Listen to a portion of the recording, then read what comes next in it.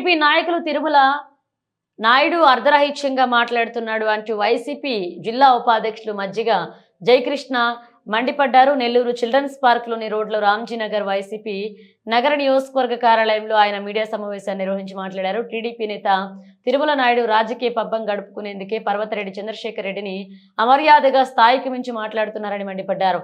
చంద్రశేఖర్ రెడ్డి వద్ద విద్యార్థి విభాగం నేతగా మిగిలిన తిరుమల నాయుడికి చంద్రశేఖర్ రెడ్డి మనస్తత్వం గురించి తెలియదా అని ప్రశ్నించారు.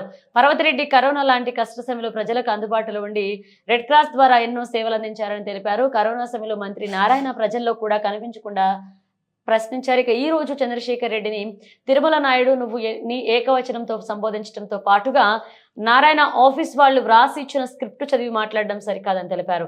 సైకిల్ మీద తిరిగే తిరుమల నాయుడు ఈ రోజు ఇన్నోవా కారులో తిరిగే స్థాయికి ఎలా వచ్చారో మాకు తెలుసన్నారు. గతంలో ఇసుక విధానంపై పోరాటం చేస్తున్న తిరుమల నాయుడు భవన నిర్మాణ కార్మికులను మభ్యపెట్టి వారి వద్ద నుంచి ఎంతెంత వసూలు చేశారో కూడా అందరికీ తెలుసంటూ విమర్శించారు. తిరుమల నాయుడు గారు, మీరు ఒక విద్యార్థి నాయకుడిగా సైకిల్తో ప్రయాణం అయ్యి ఒక ఇన్నోవా కార్ మెయింటైన్ చేసింది ఎట్టొచ్చిందో అందరికి తెలియదు అనుకుంటున్నారా? పర్వతరెడ్డి చంద్రశేఖర్ రెడ్డి గారా, మీరు విద్యార్థిగా పని చేయలేదా? పర్వతరెడ్డి చంద్రశేఖర్ రెడ్డి మీరు విద్యార్థి నాయకుడిగా ఉన్నప్పుడు మీకు ఎన్ని రాయితీలు కల్పించారు? ఎన్ని స్టూడెంట్స్ విభాగంలో ఎన్ని మందికి జీతాలు, ఎన్ని మందికి ఫీజు రాయితీలు మీకు తగ్గించినారు? మీకు తెలీదా ఆయన మనస్తత్వం? మీరు ఈరోజు గౌరవనీయులు ఎమ్మెల్సీ పర్వతరెడ్డి చంద్రశేఖర్ రెడ్డి గారిని నువ్వు అని సంబోధిస్తారా? ఇది మీకు సభమేనా?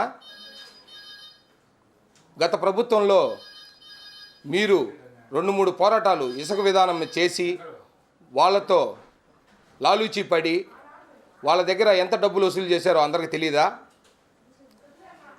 అది తెలిసి గత టీడీపీ నాయకులు మిమ్మల్ని దూరం పెట్టడం నిజం కాదా? మీ మనసుకి మీ ఇదికే వదిలేస్తున్నాను. గౌరవం లేని పర్వతరెడ్డి చంద్రశేఖర్ రెడ్డి మీద మీరు ఇట్లా మాట్లాడడం సబబు కాదు. మొన్నటి వరకు ఇసుక 35,000 రూపాయలకి మీ పార్టీ నాయకులకే మీరు అమ్ముకోవడం నిజమా కాదా? అది మేము అడుగుతున్నాం. చంద్రశేఖర్ రెడ్డి గారు కరోనా సమయంలో ఎంత సేవలు చేశారు, మీ నారాయణ సార్ ఎంత సేవలు చేశారో అందరికి తెలిసిందా కాదా? మీరు లబ్ధి పొందింది మా చంద్రశేఖర్ రెడ్డి గారు నిజమా కాదా? అదొకటి తెలియజేయండి చాలు. అంతే గురువా, అంతేనా? నేను మాట్లాడు మనకు